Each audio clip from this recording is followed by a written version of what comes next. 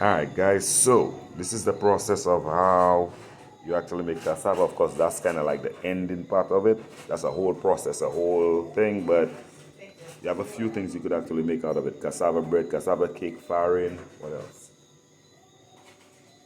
Some bread, cassava cake, farin. Yeah, that's about it. And they call this caron, right?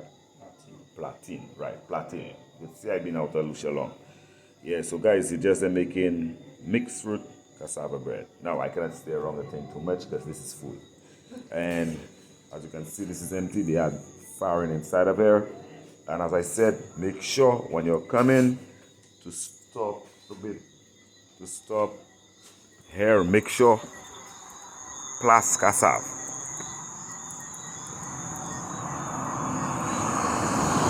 Plas Kassav. And you could get all types of cassava bread, cassava pone, ice lolly cakes, farine, cassava flour, and ice cream. Right? Beautiful. This is where it is.